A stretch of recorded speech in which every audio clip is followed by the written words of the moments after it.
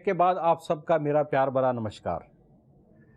महाराज जी, हमारी चर्चा हो रही थी और आपने हमें मार्गदर्शन दिया और यही चर्चा हो रही थी कि आप आखिरी में हमने ये समझा कि आपने ये कहा कि जो हमारे धर्म ग्रंथों को के वक्ता है और जो श्रोता है, दोनों में कमी है, क्योंकि वो सही तरीके से लोगों के सामने में चीज़ें नहीं रख पा रहे हैं।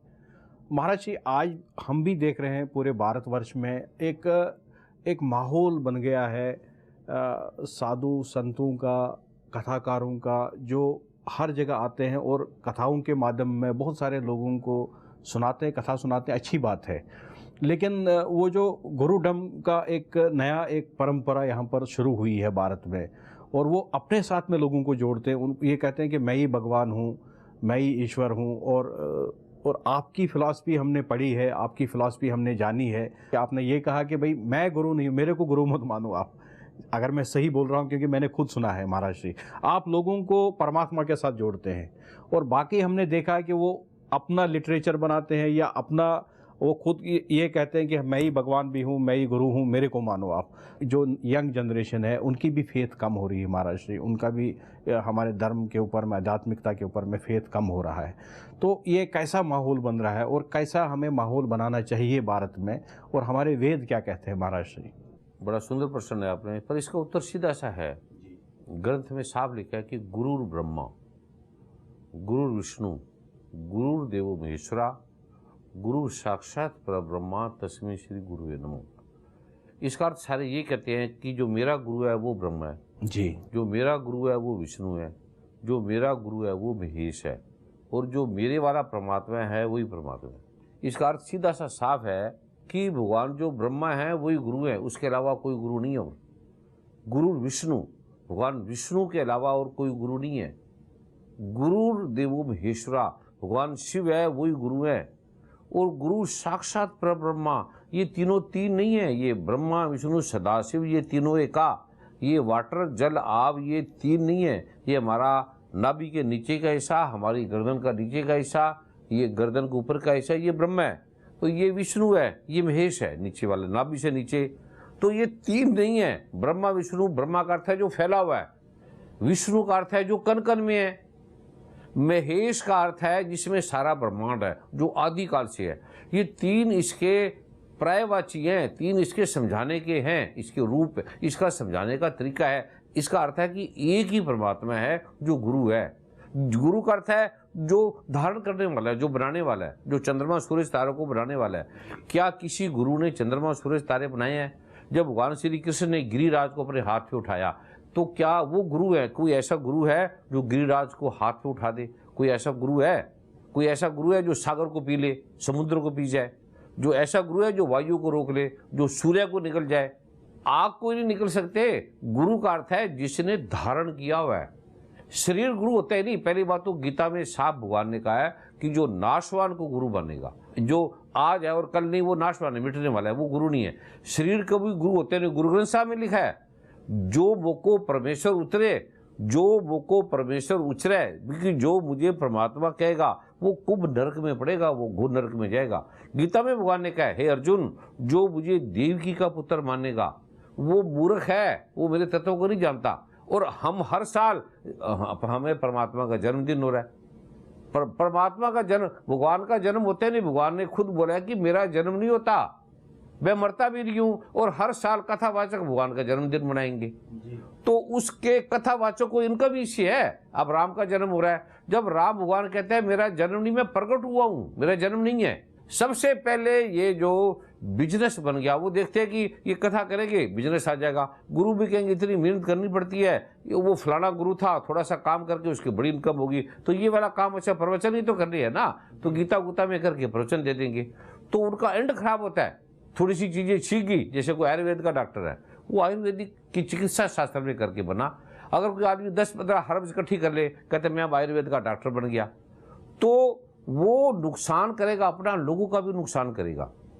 गुरु के बारे में एक ही चीज बोली है ग्रंथों में, पूरे गुरु की ये निशानी, पार ब्रह्म निकट कर जानी। जिसने परमात्मा को एकदम जान लिया है वो गुरु है। आयुर्वेद को जिसने जान लिया वो चिकित्सक है ना आयुर्वेद का। जी महाराज। जिसने एलोपैथी को जान लिया है वो एलोपैथी का डॉक्टर है। जिसने सर्जरी को जान लिया है वो सर्जन है।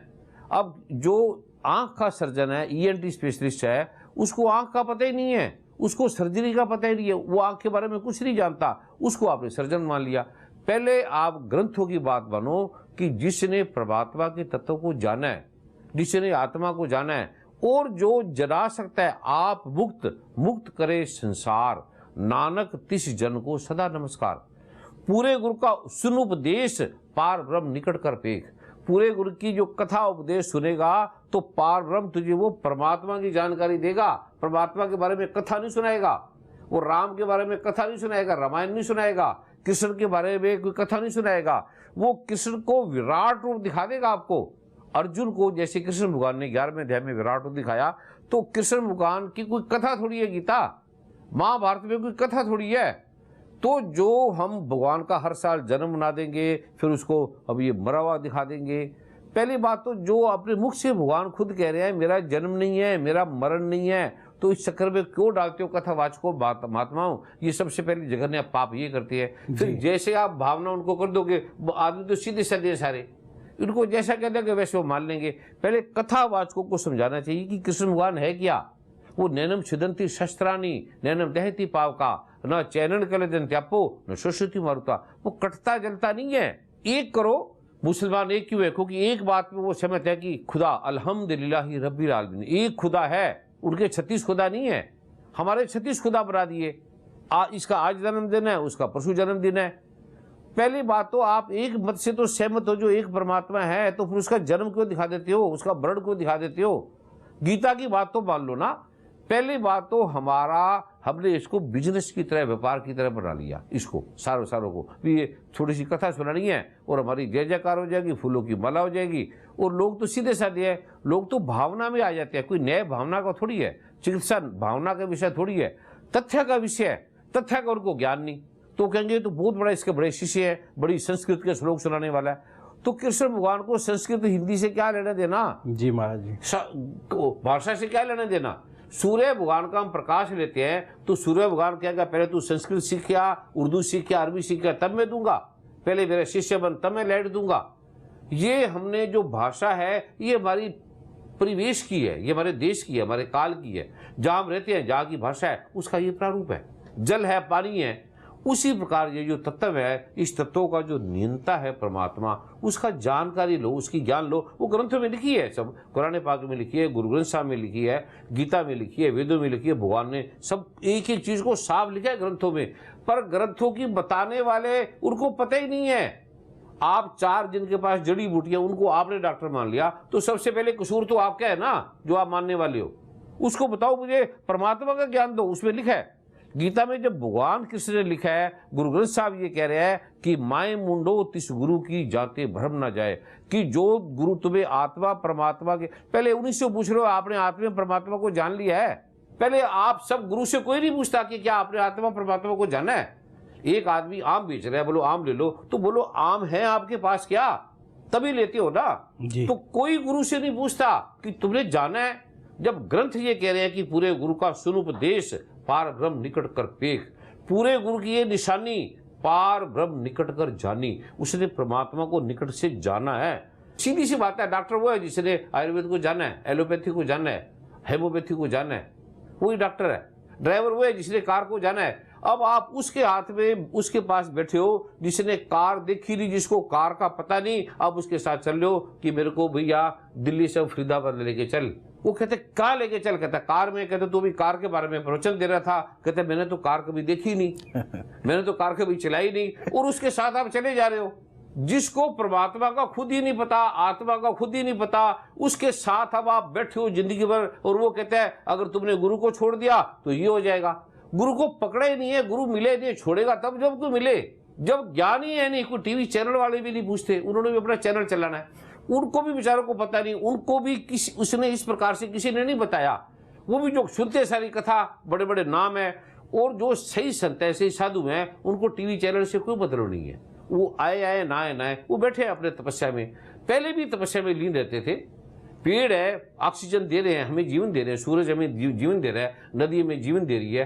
पहले तो लोभ से आते हैं, आप भी तो लोभ जगाते हो। सबसे पहले तथ्य का जिसको ज्ञान नहीं है और बिना उसके जो बोलता है, अभी मुझे ज्ञान है, मैंने परमात्मा को जाना है, मैं जो दे रहा हूँ आपको शास्त्रों से दे रहा हूँ, और करोड़ों लोग ठीक हुए उनके अनुभव में, उनके मेडिकल ढंग से दे रहा हूँ। मैं भी नहीं मानता था, पूरी दुनिया ने उसको स्वीकारा है। क्यों स्वीकारा है?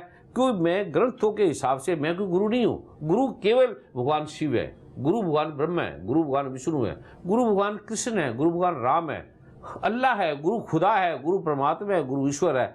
तो आदमी क्यों परमात्मा बन रहा है, ईश्वर क्यों बन रहा है? ये शरीर नाशवान बनने वाला, इसमें क्या प्रॉब्लम है? राम को गुरु मानने में, कृष्ण में गुरु मानने में, हिंदुओं को ब्रह्मा विष्णु महेश को गुरु मानने में प्रॉब्लम क्या है? ये प्रॉब्लम गुरु को है। गुरु कहेंगे हमारा बिजनेस खत्म हो जाएगा, गुरुओं का बिजनेस। वो गुरु कहेगा अगर हम गुरु नहीं रहेंगे तो हमें शिष्य कौन मानेगा? इसलिए मेरा कोई बिजनेस नहीं है, ये मेरा तो प्रेम है, क्योंकि मैंने जाना है, मैंने जान के ये देखा है कि किसी भी गुरु को परमात्मा का नहीं पता, किसी भी गुरु को ना आत्मा का पता है।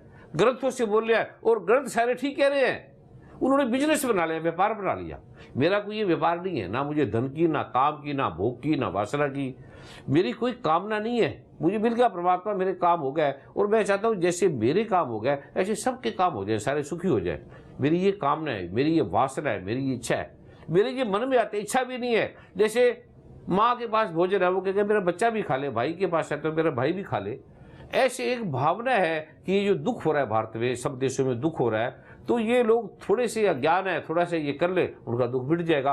और करोड़ों लोगों के मिटे हैं, एक दो नहीं, करोड़ों लोगों के दुखों का समाधान हुआ है, जिसका मेडिकल जगत कर नहीं सकता। जिसको भगवान ने वेदों में, शास्त्रों में लिखा है, वो मैं देता हूँ कि ये इस शास्त्र से मैं दे रहा हूँ आपको, ये ले लो। और कोई इसके पैसे नहीं, कोई इसकी कीमत नहीं है, कोई मैं गुरु नहीं बनता, कोई मैं शिष्य नहीं बनाता, हम सब भाई भाई तो हैं। गुरु अगर हम एक ही चीज को मान ले ग्रंथ की, कि गुरु केवल परमात्मा है, गुरु केवल शिव है। जी गुरुजी, यहाँ पर एक ब्रेक के लिए हमें फिर रुकना पड़ रहा है। तो अभी इस सत्र में गुरुजी ने हमें पूरा समझाया कि गुरु की क्या क्वालिफिकेशन होनी चाहिए, गुरु कौन बन सकता है, और ये दोनों पर निर्भर करता है। जो गुरु बनाता है उनको भी पूरा सोच समझ के ही गुरु बनाना चाहिए, और जो गुरु खुद बनते हैं, जो सेल्फ स्टाइल गुरु है, तो महाराज ने कहा कि वेदों के अनुसार, हमारे ग्रंथों के अनुसार, एक जो नाशवान शरीर है जिसको एक दिन मरना है, वो गुरु नहीं बन सकता है। भगवान शिव ही गुरु है, भगवान विष्णु ही गुरु है, भगवान ब्रह्मा ही गुरु है, इन्हीं को हमें गुरु मानना चाहिए। इस सत्र में हमने ये इनके साथ में आज डिस्कशन किया। यहाँ पर हमें एक ब्रेक के लिए रुकना पड़ रहा है।